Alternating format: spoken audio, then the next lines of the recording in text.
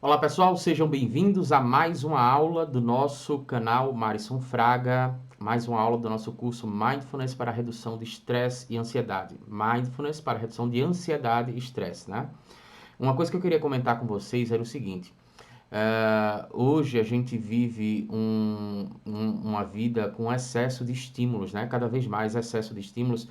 E a gente tem, por exemplo, algumas pessoas que trabalham em casa, né? E algumas pessoas que, trabalhando em casa, elas precisam executar várias tarefas ao mesmo tempo.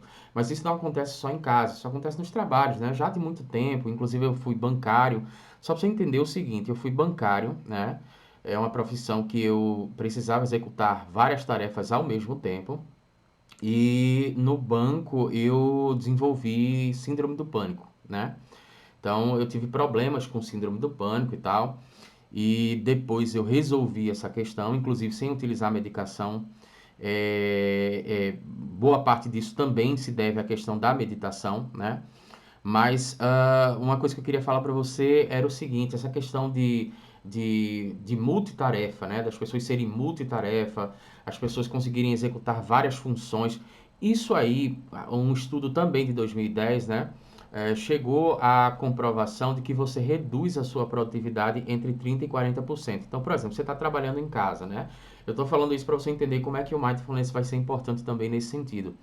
Você está trabalhando em casa.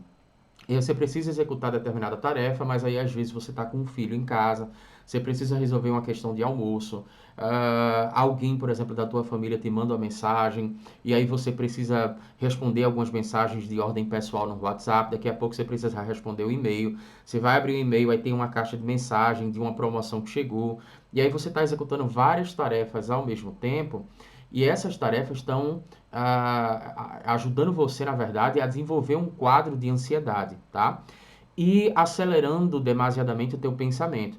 Então, isso é, na verdade, uma coisa que prejudica bastante a questão do sono e, consequentemente, né, quando amplia a questão da ansiedade, né, quando cria um quadro que é propício para o aumento da ansiedade, você está produzindo neurotransmissores que vão te deixar em alerta durante muito tempo, né? A ansiedade, ela é necessária, mas em até certa medida. Não é possível a gente se livrar da ansiedade, mas é possível a gente reduzir os níveis de ansiedade porque a gente vive hoje níveis de ansiedade elevadíssimos, né?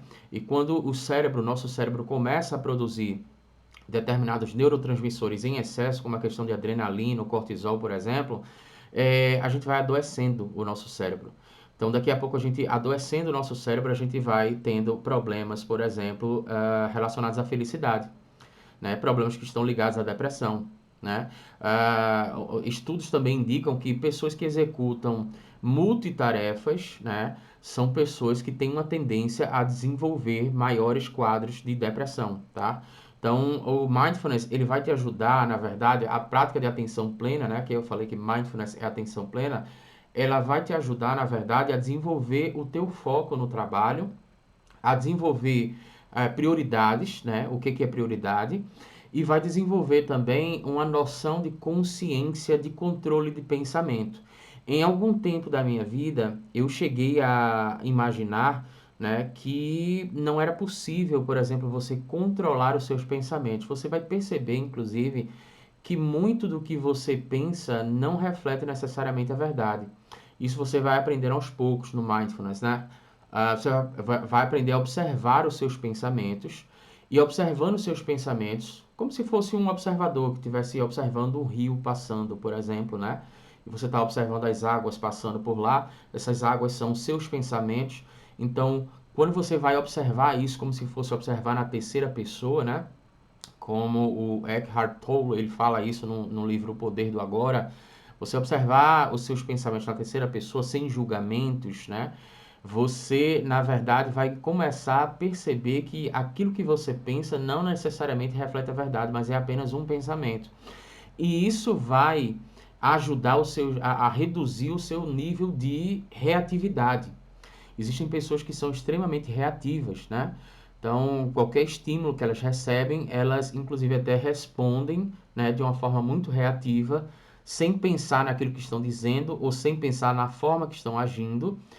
E o Dan Harris, por exemplo, né, do livro 10% Mais Feliz, que ele fala muito sobre a questão de meditação. Eu não sei se eu comentei no primeiro vídeo, mas o Dan Harris, ele é um jornalista que ele teve uma crise de pânico, é um jornalista americano que teve uma crise de pânico ao vivo, né?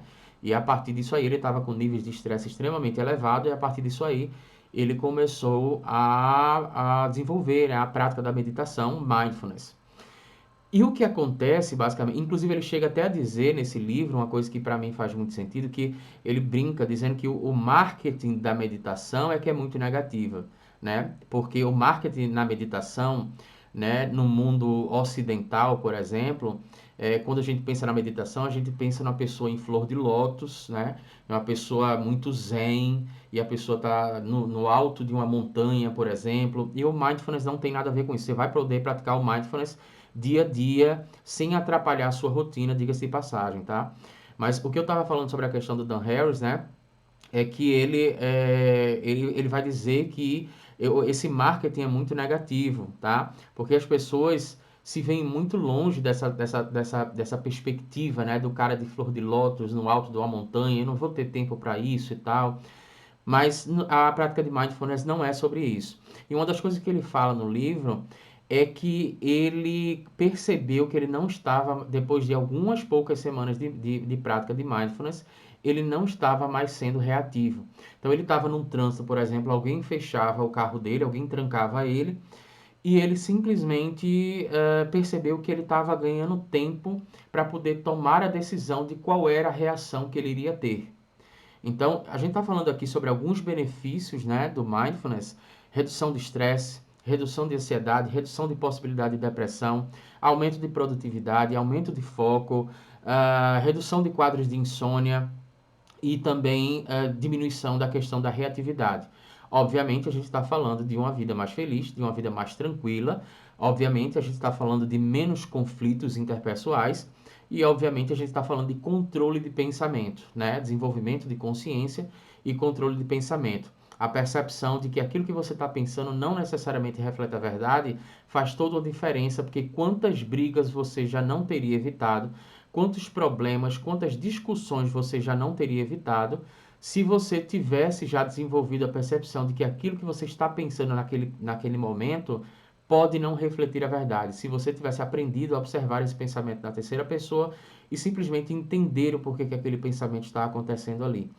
Então, a gente vai trazer nas próximas aulas mais alguns poucos conceitos, falando um pouco sobre a questão de mindfulness, porque a gente está entendendo que existem pessoas aqui que vão entrar nesse curso, vão fazer esse curso, né, de forma gratuita, mas que nunca ouviram falar sobre essa prática, tá? Apenas querem reduzir a ansiedade e encontraram, por um acaso, esse treinamento no YouTube. Então, a gente precisa alinhar o conhecimento de todo mundo para a gente começar a falar sobre as práticas formais e informais.